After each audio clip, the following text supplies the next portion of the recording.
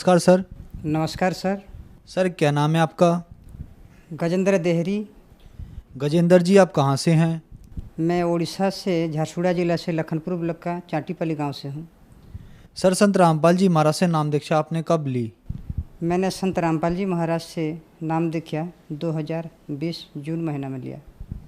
संत रामपाल जी महाराज से नाम दीक्षा लेने से पहले आप क्या भक्ति साधनाएं करते थे? मैंने संत रामपाल जी महाराज से नाम दीक्षा लेने से पहले सभी गुरुओं के भक्ति की थी। उड़ीसा में जितने भी हैं, जैसे ब्रह्म कुमारी, ओम शांति, जय गुरुदेव, अलेख महिमा, सदगुरु, कृष्ण गुरु, सबकी भक्ति कर रहा था।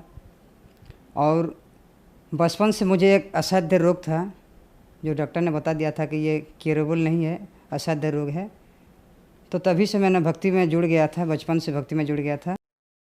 सिकल सेल एनीमिया सिरोसिस था। डॉक्टर ने बुर्ला का, जो हमारे उड़ीसा का बहुत बड़ा हॉस्पिटल है, बुर्ला हॉस्पिटल, उसके नज़दीक है, गुप्ता नर्सिंग होम, वहाँ पे बता दिया था डॉक्टर ने।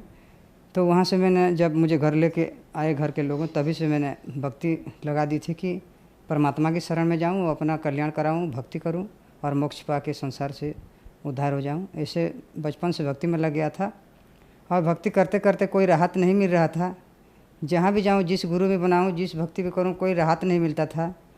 लास्ट में मैंने ऐसे सोच लिया कि कुछ खा के, जहर खा के मर जाऊँ, क्योंकि ज़िंदगी मुझे नहीं जीना है। घृणा हो गया था, क्योंकि मेरा शरीर ऐसा बिगड़ रहा था धीरे धीरे, ताकि मुझे जीने की भी कोई उम्मीद नहीं थी, कि कोई बचना, इच्छा भी प्रकाश नहीं कर रहा था। धीरे धीरे मैंने लास्ट को सदगुरु, एक सदगुरु है उड़ीसा में और छत्तीसगढ़ के बॉर्डर में, एक सदगुरु बना लिया और भजन कीर्तन करता रहा। उसको भी 8-10 साल के भजन कीर्तन किया, लेकिन कुछ नहीं हो पाया। लास्ट में मैं सब ये मांस मछली सब खाता था, अंडे खाता था, मांस मछली मांस खाता था, कुछ पान भी खा लेता था, पुड़िया भी खा लेता था। और उसी दिन से मुझे, जब ये सब करता था, तो मुझे ये गल ब्लैडर स्टोन हो गया, जॉन्डिस हो गया और साइटिका हो गया। तभी से मैंने डॉक्टर को दिखाया। डॉक्टर बोले कि ऑपरेशन लगेगा, लीवर कैंसर, कोई इसका इलाज नहीं है, इसका ऑपरेशन करना पड़ेगा। बाद में टीबी भी हो गया था और डॉक्टर ने बोला कि बहुत सारे प्रॉब्लम है। तो मैंने सोचा कि अब मेरा कुछ नहीं होने वाला है, डॉक्टर ने भी मना कर दिया है, ऑपरेशन बोला है। तो मैं बहुत दुर्बल था, ऑपरेशन करूँगा तो मर जाऊँगा। तो ऐसे ऐसे मैंने बहुत लोगों के साथ मिलता जुलता था, भक्ति के बारे में चर्चा करता था कि कैसे भक्ति करूं, क्या भक्ति करूं, कुछ मुझे राहत मिल जाए, कौन सी गुरु बनाऊं। कोई पुराण शास्त्र में किसी गुरु का प्रमाण नहीं था। जिस गुरु को मैं बनाता था, भजन कीर्तन करता था, गीता, वेद, शास्त्र, बाइबल, कुरान शरीफ में कोई भी नहीं था। हम तो हिंदू हैं, मुस्लिम और सिख और क्रिश्चियन धर्म, सभी चारों धर्म में गया था और उस सब भक्ति को अनुभव किया। सभी भक्ति कर रहा, कोई राहत नहीं मिला। लास्ट को मैंने, एक मेरे मामा जी थे, उसने मुझे ज्ञान गंगा पुस्तक दिया। उसी ज्ञान गंगा पुस्तक को पढ़कर मैंने 7 साल तक रख दिया था। जब ये स्टोन हुआ मुझे और जॉन्डिस हो गया, तो मैंने उसी ज्ञान गंगा के बारे में फिर तलाश की, फिर पढ़ा और मैंने उसमें प्रमाण था, जो आप जितने भी हम भक्ति करते हैं सब शास्त्रों के विरुद्ध है। कोई प्रमाण नहीं है वेद शास्त्रों में, 18 पुराण में, बाइबल में, कुरान शरीफ में, गुरु ग्रंथ में किसी का प्रमाण नहीं है कि पूरा गुरु हैं। और ब्रह्मा विष्णु का, महेश्वर का मैं भक्ति करता था। मुझे तो बचपन से था कि ये नाशवान है, अविनाशी नहीं है, क्योंकि इसका जन्म मृत्यु होता था। तो मुझे उसी अविनाशी परमात्मा की तलाश थी और उसी अविनाशी परमात्मा को कौन गुरु मुझे मिलाएगा। मैंने अपने इस असाध्य रोग को साधन करने के लिए, आरोग्य पाने के लिए, भारत में जितना भी गुरु हैं, जैसे मधु परमहंस जम्मू कश्मीर वाला, धन धन सदगुरु, सच्चा सौदा, प्रकाश मुनि, जैसे उड़ीसा में ब्रह्म कुमारी, गायत्री धर्म, जैसे बेंगलोर में साईं बाबा, सभी के दरबार गया, कहीं पे राहत नहीं मिला। और लास्ट में मेरे मामा जी ने मुझे ज्ञान गंगा पुस्तक दिया, उसी को मैंने पढ़ा। उसी में सब प्रमाण था कि गीता में प्रमाण है कि भगवान अर्जुन के बोल रहे हैं कि अर्जुन तू तत्वदर्शी संत के शरण में जा, वही सच्चा गुरु है, वही पूर्ण गुरु है, पूरा गुरु है, वही तुझे परमात्मा प्राप्ति कराएगा।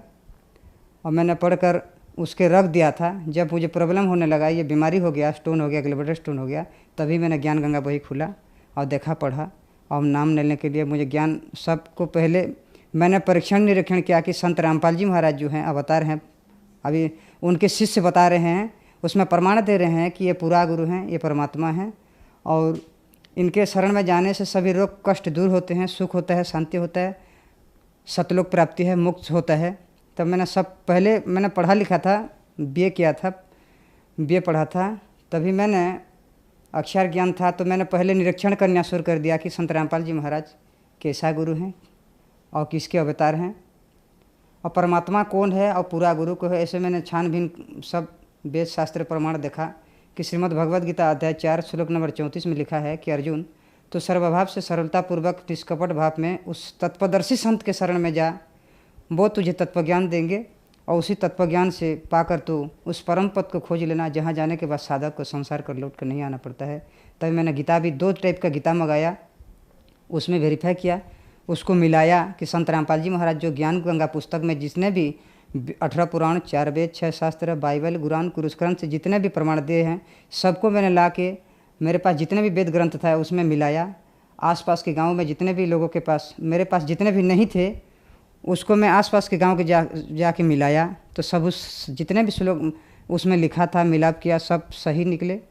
और मैंने सोचा कि संत रामपाल जी महाराज पूर्ण परमात्मा अविनाशी पूर्ण ब्रह्म कबीर साहब के अवतार हैं, क्योंकि बाइबल में, ऑर्थोडॉक्स बाइबल में लिखा है कि कबीर ही परमात्मा है, कुरान शरीफ में लिखा है कि अल्लाह कबीर है, गुरु ग्रंथ में लिखा है कि गुरु नानक बता रहे हैं कबीर ही परमात्मा है, और श्रीमद् भगवद गीता के 73वां अध्याय में कबीर साहब का नाम है, और भगवद गीता 7 नंबर अध्याय के 9 नंबर श्लोक में भी है। मैंने सब प्रमाण मिलाया, तब मैंने ठान ली कि यही गुरु है और कबीर साहब ही परमात्मा है और कबीर साहब के अवतार हैं संत रामपाल जी महाराज।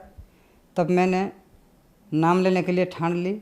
और हरियाणा को जब मैंने मोबाइल में सत्संग देखा, उनके सत्संग देखा, उसके पीली पट्टी में जो नंबर आते थे उसी पीली पट्टी में हरियाणा आश्रम को लगाया। वहीं से आदेश आया कि आप उड़ीसा के संबलपुर नामदान केंद्र है, भुवनेश्वर में भी है, कलाहांडी में भी है, कौन सा नज़दीक है वहीं का नंबर देंगे। मैंने बोला कि संबलपुर नामदान केंद्र मेरा नज़दीक है। संत रामपाल जी महाराज इसके संबलपुर नामदान सेंटर से 2020-21 जून को ऑनलाइन मोबाइल में नामदान लिखा ली। सर, जैसे कि आपने बताया कि आपको सिकल सेल नाम की बीमारी थी, जॉइंटिक्स था, लीवर कैंसर था, डॉक्टर ने आपको ये कह दी थी कि आप कुछ ही दिन के मेहमान हैं।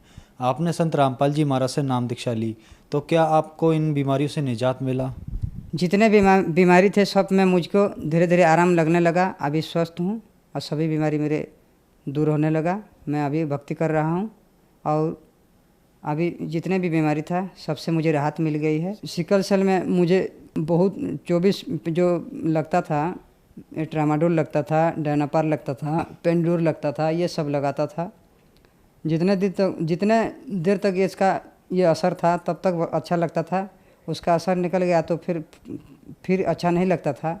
ऐसे ऐसे करके मैं चलता था और जब परमात्मा के शरण में आया, बंदी छोड़ सदगुरु रामपाल जी परमात्मा के शरण में आया, तभी से मुझे राहत मिलने लगा। और मेडिसिन मैंने छोड़ दिया, मेडिसिन दवाई सब छोड़ दिया। अब स्वस्थ हूँ और परमात्मा की भक्ति कर रहा हूँ। हमारे घर में पैसों की आर्थिक अवस्था बहुत दुर्बल थी, घर में कली झंझट होता था। संत रामपाल जी महाराज की दया से अब घर में कली कुलज कम हो गया और आर्थिक स्थिति भी बदल गया। अभी परमात्मा की दया से सब ठीक ठाक है। सर, क्या क्वालिफिकेशन है आपकी? मैंने परमात्मा की दया से बीए कंप्लीट किया हूँ और उड़ीसा के जो उत्कल यूनिवर्सिटी है उसी में एमबीए का एडमिशन किया हूँ और पढ़ाई चल रहा है और भक्ति भी चल रहा है। सर, आप एक एजुकेटेड पर्सन हैं और आपने बताया कि आपने संत रामपाल जी महाराज से ऑनलाइन नाम दीक्षा ली। आपको बहुत सारी बीमारियां थीं। आपने बताया कि आपने लगभग सभी धर्मगुरु बनाए, आप जगन्नाथ मंदिर गए, आप देवी देवताओं के पास गए, कहीं भी ठीक नहीं हुए। संत रामपाल जी महाराज से आपने ऑनलाइन नाम दीक्षा ली और आप ठीक हो गए। ऐसा कैसे संभव हो रहा है?